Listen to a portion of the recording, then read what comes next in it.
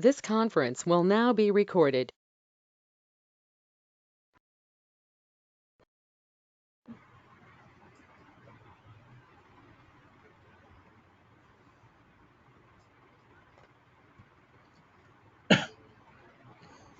Hello everyone. Good morning and good evening.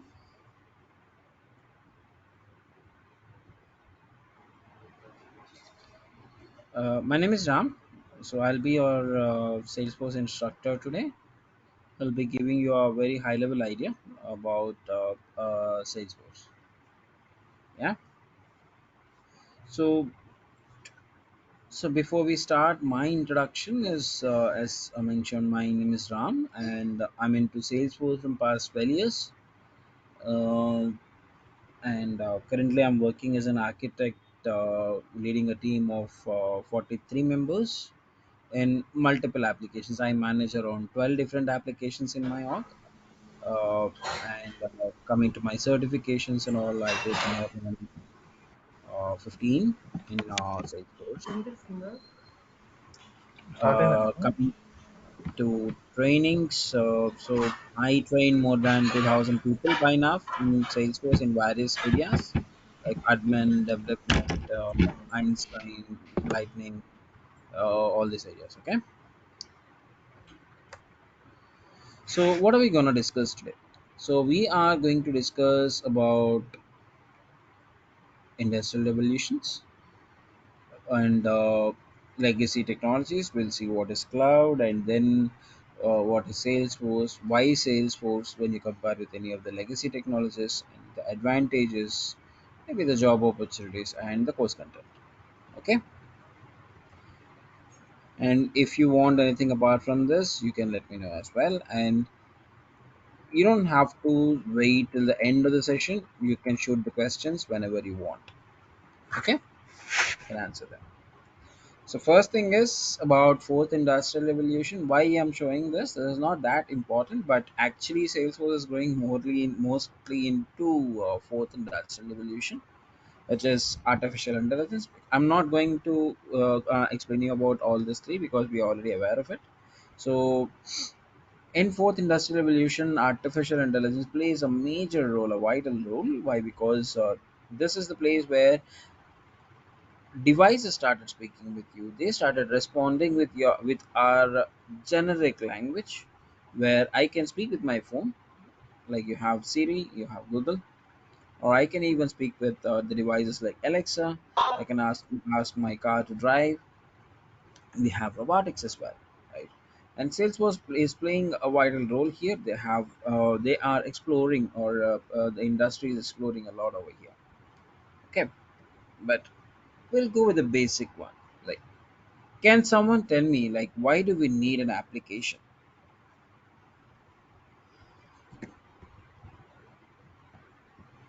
Why do I need a software application? Anyone?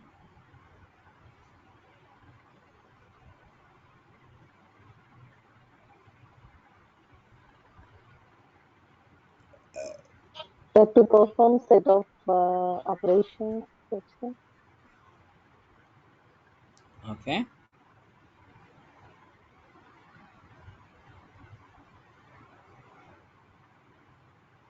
To make the things easy and fast.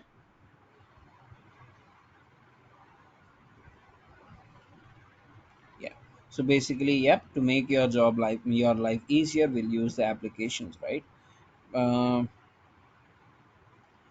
but what is the other way around? Like, this is for the end users. What if you're a developer, or you are running an organization itself? Then, for you, what is the definition of an admin? Sorry, an application. For me, especially, we need to manage the staff and also work.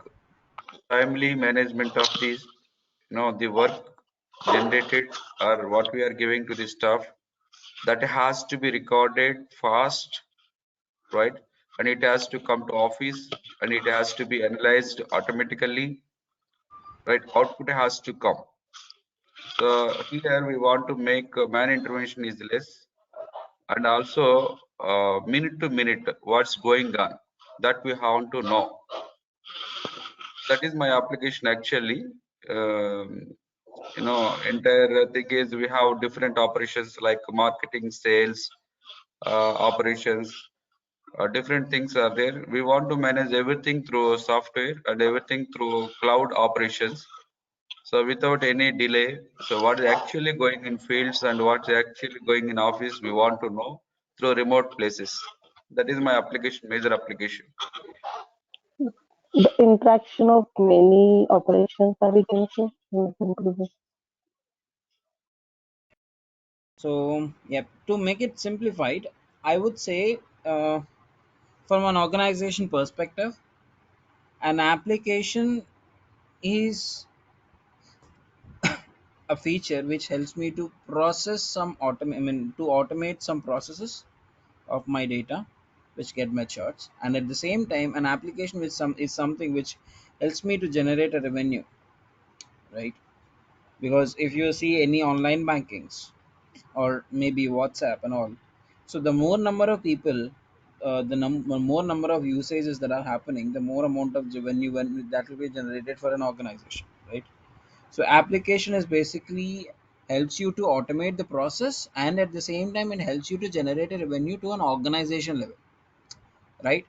So revenue could be anything, like it can be counted in the in the amount that you say get it from the end users, or it can be something like which saves your man hours, right? Earlier, let's say you have to do a file transfers. Now let's say you build an app manually, but now with the mailing system, the moment you mail, it will reach that by person in a fraction of seconds, right? So let's say if you transfer the documents manually, at least it will let's say if it is taking around 3 days time, let's say if you want to courier it from place A to place B. But now when you see when you're transferring the soft copies, you are saving 3 days time, correct? Because it just went off in a minute or so, correct? So that is how it will be generated, right? Now let us say when I'm building an application, like how do I build, like why do I build an application?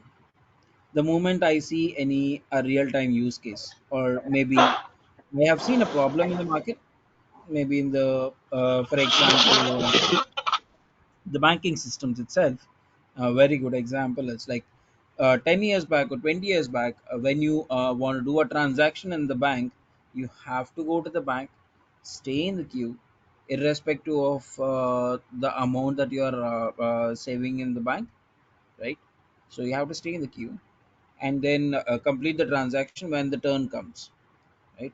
So let us say I'm a person who have seen this in the and I thought like, okay, why can't we build something so that the customers of the bank don't have to go to the bank manually, they can just do these transactions on their fingertips, right? So this is what the idea that I got. Yep, it is working. For example, let's say I thought like it's working. Now I will come up with a draft design. Now, how do I implement?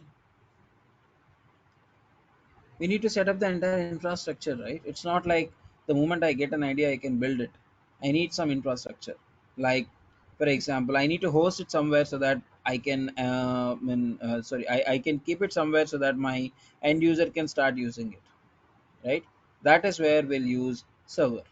And then to build that I need some software, maybe Eclipse, or maybe something related to C, C++, whatever the based on the technology that I'm using. So I need some software, right? And then I need to define the user access, securities, all these things, and then I will start building the application, right? And this hardly used to take around 6 to 12 months earlier, but now the problem here is, for example, let us consider, okay, I have built the application, let's say I've spent enough time, everything is working, all good, all done, and my expectation is maybe 50 users will be using my application. So to be on a safer side, I bought a server with a capacity of 100 users. So by the way, server will have a user capacity. So when I speak about capacity, which means that it shows you the number of people that can get the response from the server at a particular point of time. So I'm considering 100 as my capacity of my server. So as it is the first application in the market which helps you to do this online banking transaction, so people started using it day by day. And at a particular point of time, let us say the number of users or the number of the capacity of my server has reached the number of users who are using it. Because this is the first application, there is no other application in the market as of now. So people are happy to use my application. So more.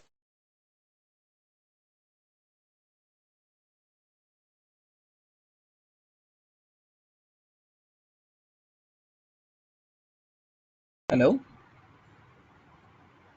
am I audible? Yeah, I can hear you now. Yeah, yeah. Sorry. Okay. Now what will happen? I can't ask my end user saying that, hey, no, my capacity is 100 only. Don't come and interrupt my start using my application. I can't tell this, right? As the business is growing drastically, so what I have to do, I have to increase the capacity instead of asking my users not to use. So I will increase slowly, one after another.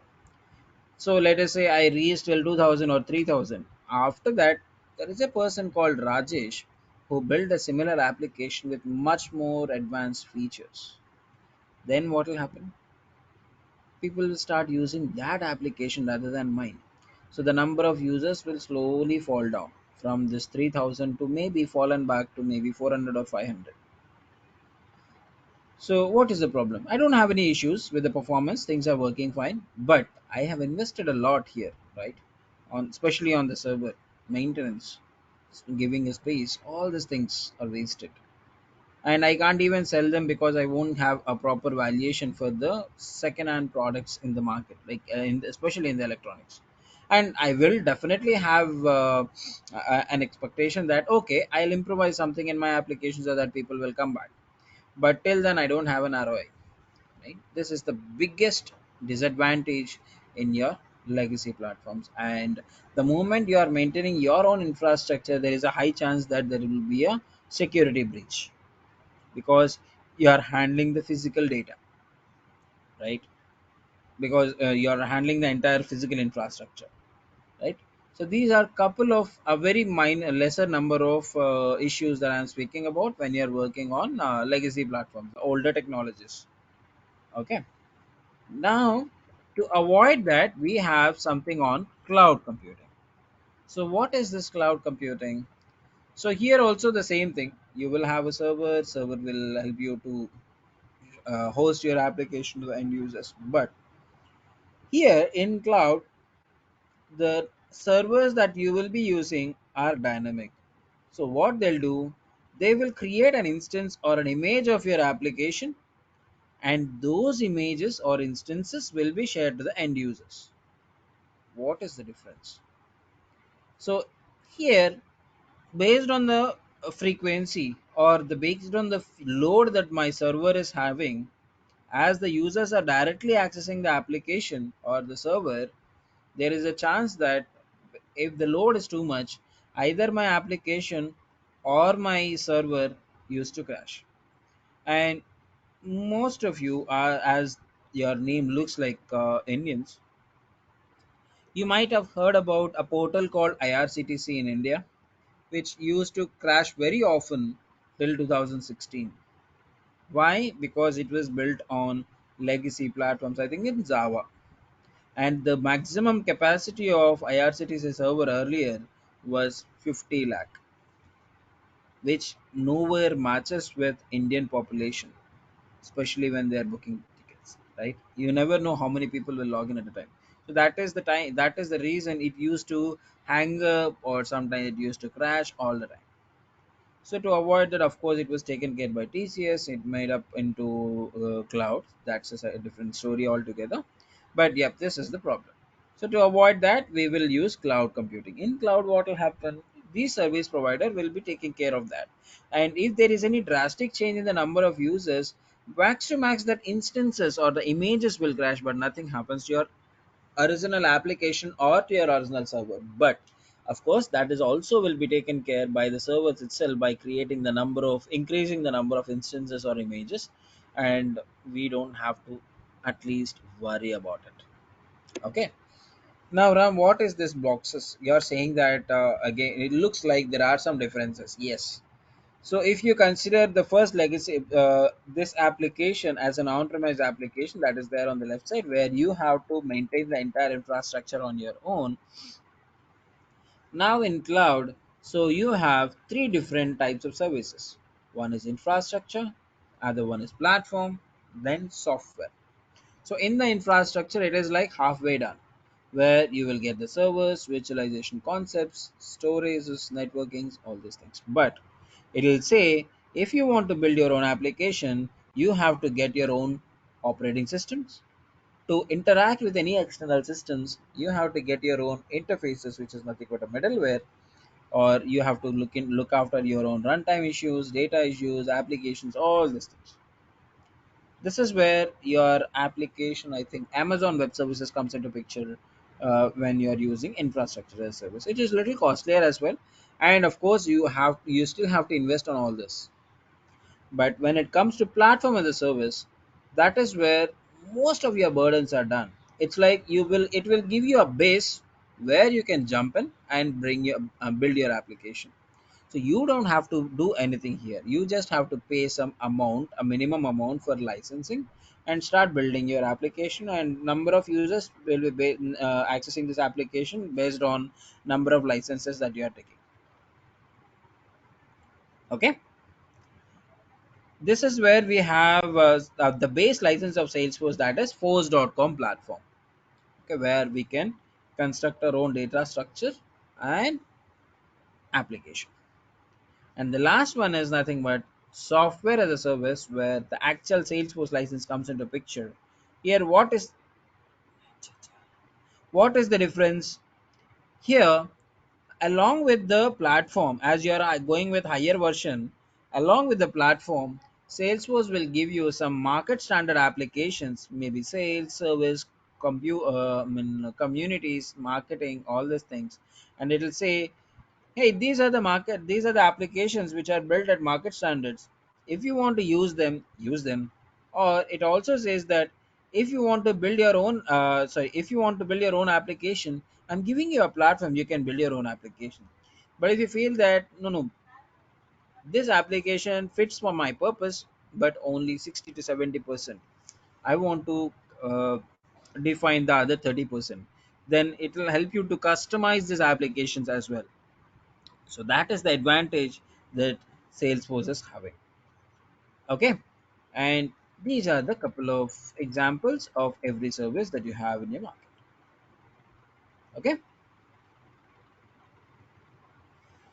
any questions? Anyone till now?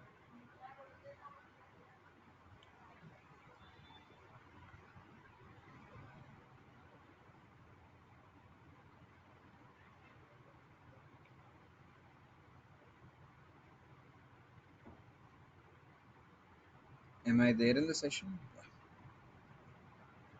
Sorry, actually, it was raining heavily here till last 1 hour. Thought like there is a power issues. Any questions till now? Anyone? No, no, Ram. And let me know if it is getting bored. Huh? The next one is sales. Now coming to Salesforce. Salesforce follows CRM. What is CRM?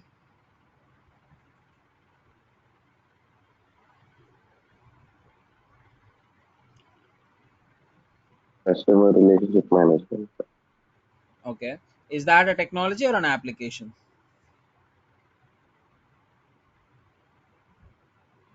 It's application.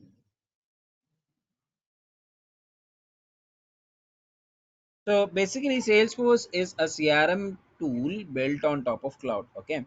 Now, CRM is not an application, neither a tool. Okay. It is just a process which helps you to maintain a good relation or a healthy relation with your customers so that you can increase your business. So why do I need to maintain a good relation with my customers? Only if I serve better, I'll be getting more customers, right? So if I'm not serving my customers to the best, then definitely I won't be getting new customers, because they are the people who will publicity, I mean, who will do marketing for me, right? Like if I say if I'm giving them a best service, then they'll say, okay, go to Ram. If I'm not at all giving, or if I'm not giving a proper service at all, then definitely they'll say, no, no, Ram is not the person who where you'll go to get the service, right? Now, once again. Yeah. So Salesforce has a 360-degree view, or a custom. I mean, we also call it as customer 360, where you can have a bird eye view. Where if you see here, most of the applications will help you to define the entire business, whether you want to sales, whether you want to go for marketing or service or e-commerce applications. You want to build your own custom applications, do the analysis, integrate with external people, or whatever might be the industry that you are using, whether it might be maybe a financial broking sector, or a real estate industry, or a traveling industry, I mean, or an entertainment industry, or maybe oil and gas, pharmaceuticals, or even the insurance industries as well, because it's there in organizations like Prudential, like which is a best one of the best insurance industry in US, right? And we do have using Salesforce in Citibank or Citigroup, actually, not just bank. Citigroup, like entire Citigroup is using Salesforce to 60 or 70% of its entire transactions are completely based on Salesforce itself. And education industries like Stanford, Harvard, they are using Salesforce extensively for multiple programs that they have. And oil and gas industries like British Petroleum is using it. And banking sectors, I have already told you. Then you have this pharma industries, they are using Salesforce and whatnot. Most of the times, I mean, most of the organizations, at least 95% of the organizations, IT industries that are there in the market are using Salesforce. Okay, it's not just widely used only in the higher ends. It is being used even in the lower smaller organizations as well. For example, Popcorn Apps is one of the smallest startups that is there in India, who is widely building Salesforce only application based on Salesforce. And there is one organization called Redbus. They are using Salesforce. So these are the all the smaller organizations. Of course, their user base is bigger, but they started with very small number of people, like one or two, and they have around hardly 50 to 100 employees all over the world. So they are widely using Salesforce, which means it is there in wide variety of ranges. Like the user license of Salesforce starts from $2.7. I think it is less than that as well, till 400 or $500 per user per month. Okay. And now, so one more problem, or one more problem I forgot to mention is with the new technologies is uh, about the integrations. Like after building an application, or let's say if I build a new if I bring a new technology into the market, even if it is very good, people are very much happy to use it. But the problem with that is I can't shut down my old systems or the existing systems as I'm using the new technology. Right?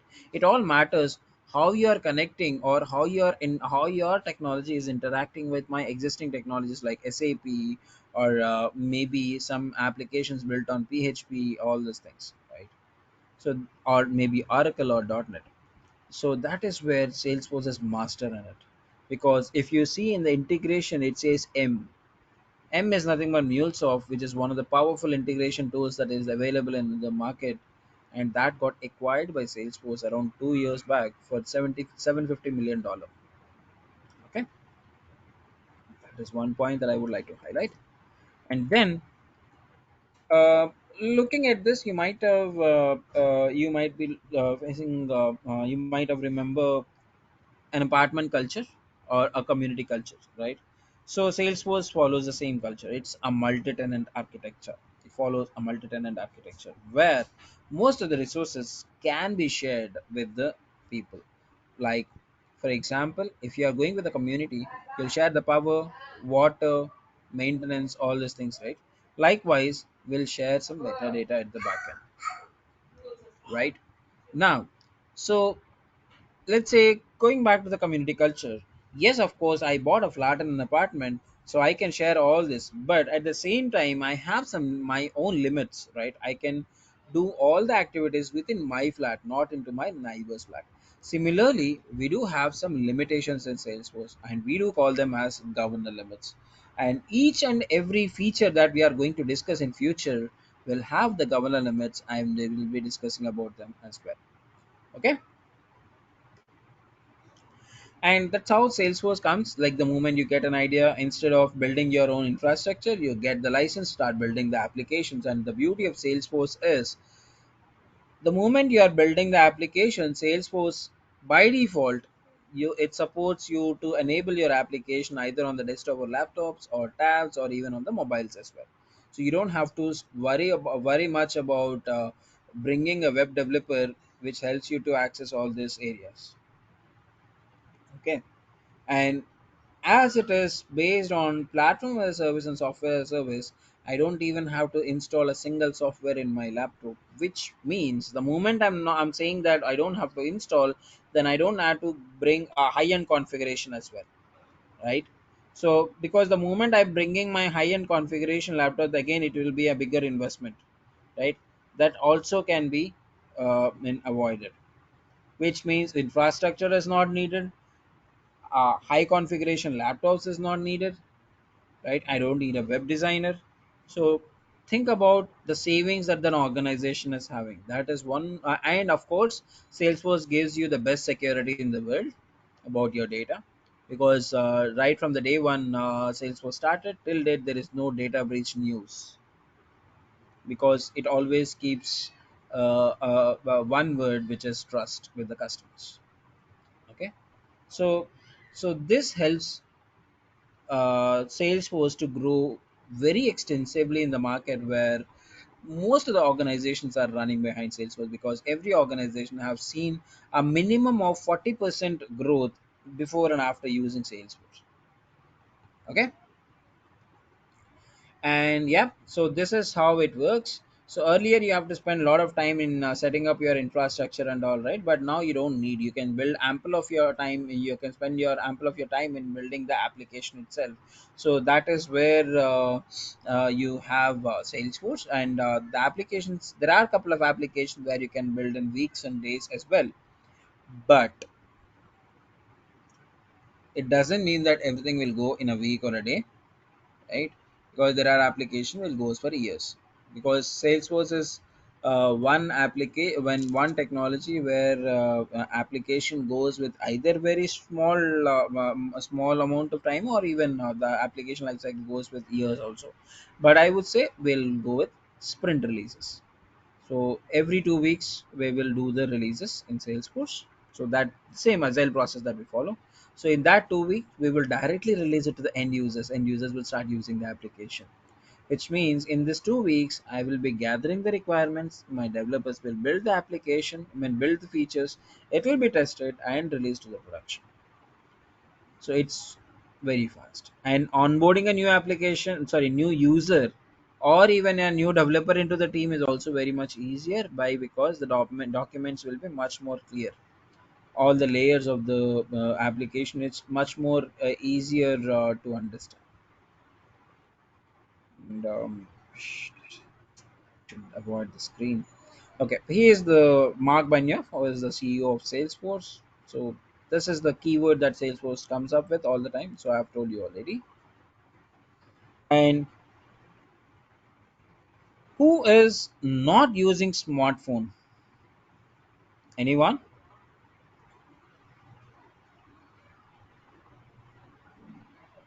Great. I won't get any answer for this for sure. Why? Because everyone is using smartphone. Now let us say the session started, and I want uh, let's say career IT to communicate everyone about the session timings.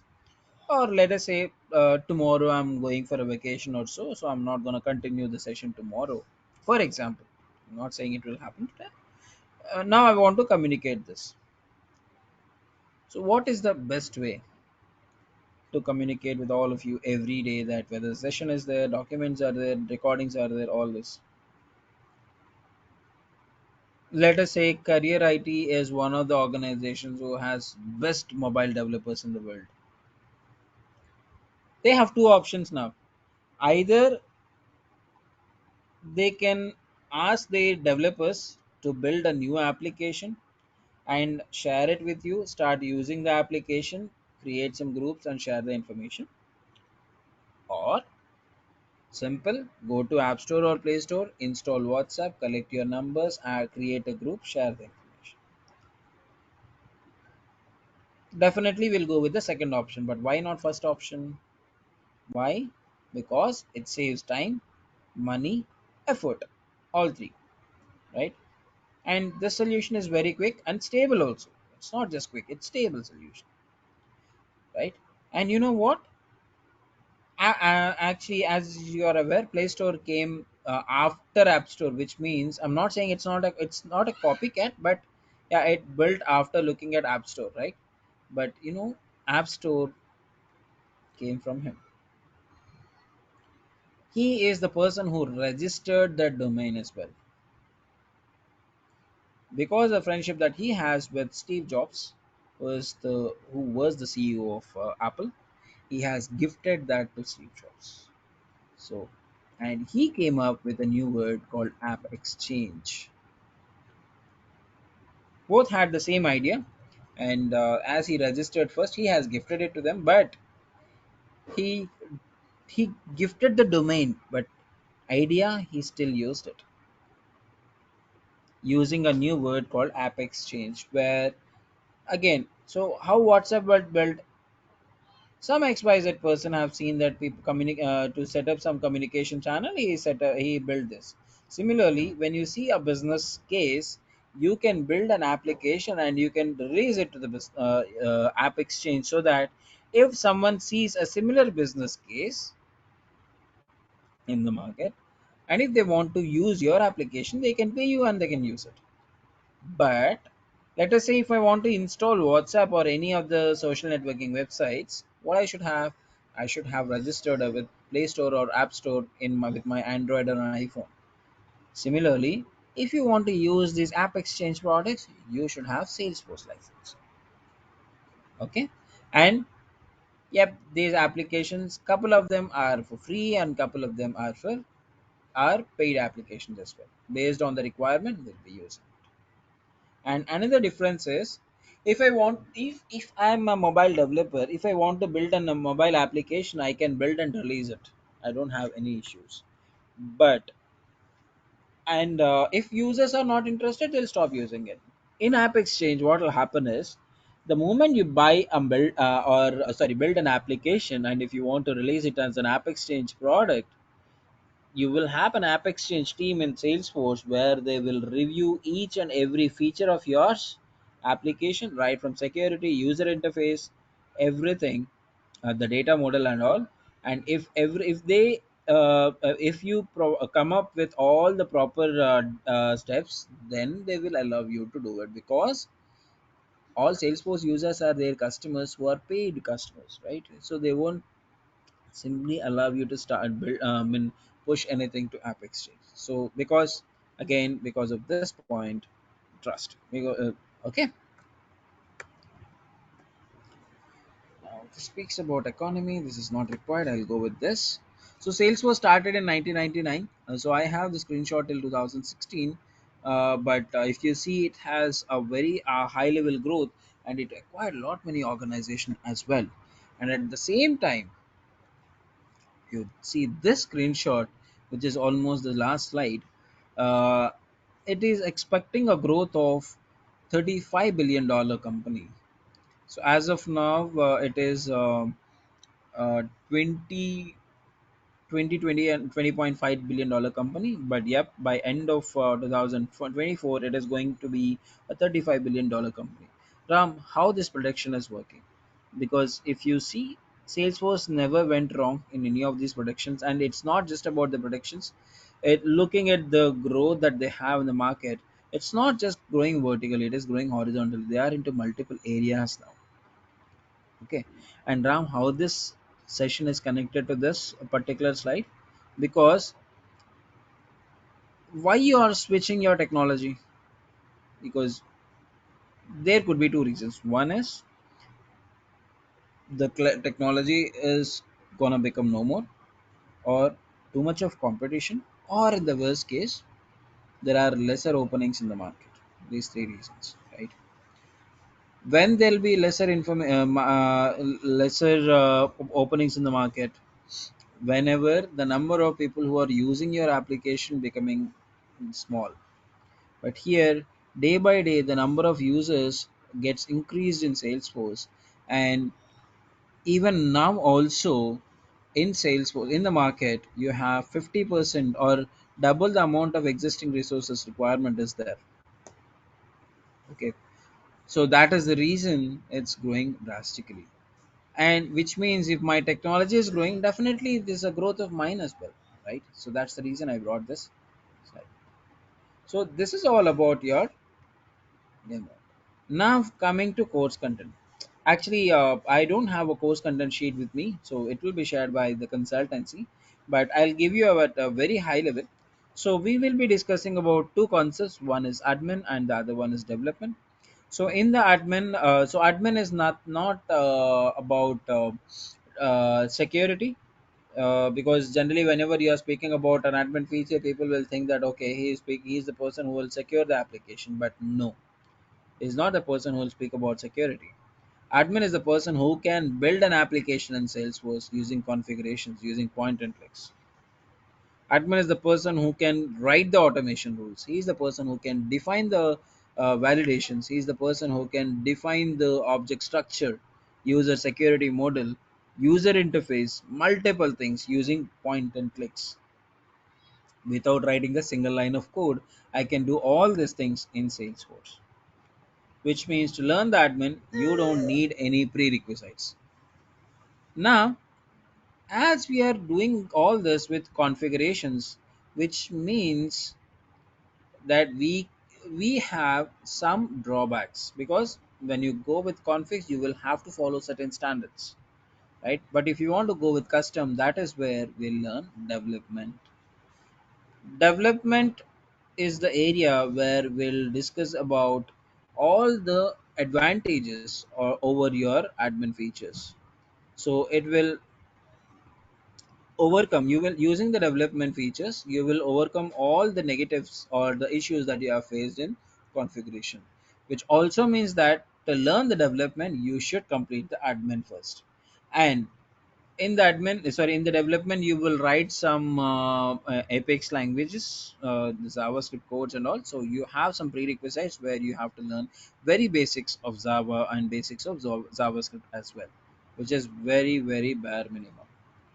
Okay, you just have to spend around an hour before we start the sessions of development. That's it, not every day on the first day. Then these are the two courses, and this makes it very clear for us in the market there is always a good demand for developer rather than an admin. Why?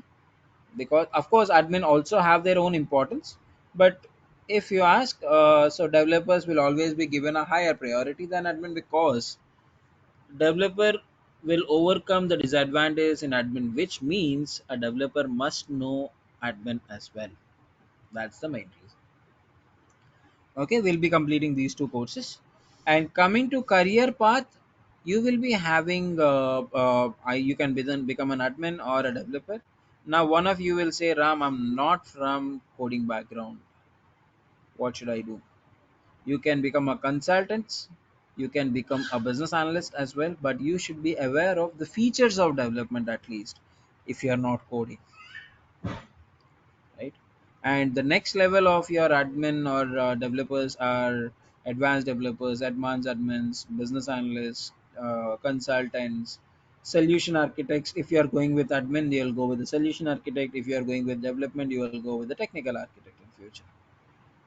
Okay, And there are openings for Salesforce testers, Salesforce business analysts, Salesforce solution architects as well in the market. Okay, so I think, yeah. So this is all. Okay, one more. So coming to the courses, so the course will be there for 30 to 40 sessions. Uh, every session you can consider for an hour, and I'm including both development, admin, and development. Okay, and we'll be discussing about rather than giving your documentation at the end, asking you to define a project, we'll define the project right from day one itself. So we'll see how does it work in your organization rather than just looking at the documentation at the end. So in the org, it starts with the workshop, gathering the requirements, start building the features, and also we'll glow in the same way. So we'll discuss a feature, we'll see how this feature applies to your existing application as well, so that by end of our sessions you will have a full-fledged application defined in your own systems. So which means you will be getting some development environments as well, where we can start building your application, which is for lifetime free. Okay, so this is what I want to discuss. Now let's see how many people are there. Okay. So any questions, anyone? Are you covering Lightning and LWC? Sorry. Are you covering Lightning and LWC? Yeah, sessions are all on Lightning as only, not on Classic. We don't have any Classic because there is one concept called sharing where we have to go to Classic because that record sharing model is not there in Lightning. But rest all will be covered only in Lightning because Classic is no more. Okay. Actually, what is this classic and lightning RAM? I do not So have those are idea. two different views of Salesforce. Classic is an older version. Lightning is the new version. Classic stopped. Salesforce stopped. Introduced Lightning in 2014. Since then, everything is built only on the Lightning views. So the view matters basically. Okay, no organization is building an application on Classic now, so we don't need it. But we will go when there is no difference in the data structures, and also the same, both of them uses the same schema, so there is no much difference apart from the user interface. Okay, got it. Thanks. Hi Ram. Hey, hi. Yeah, do we have certifications for business analyst as well? Sorry, yeah. Okay, Not certifications, I would say business analyst has to go with the consultant certifications only. okay. But for So, consultant certifications, your admin is mandatory. You have to go with Like admin current, certification first, ADM yeah, currently that certification. is 201, right? Yes. Okay. so in Like, Salesforce, we have a do we need to yeah. learn development basics as well? Uh, I would say, or I would suggest you to do that Okay, because uh, as a business analyst, first of all, you should know whether this can be done or not, right? So if you learn only admin, then you'll all most of the times you'll go with no, correct? Because yes. even if we have all the things that can be done in admin, most of the requirements will tend you to push their limits, where you can overcome couple of limits in in development. So you should be in a position whether this can be done or not in Salesforce, which means you should it'll be good if you are understanding the features of development.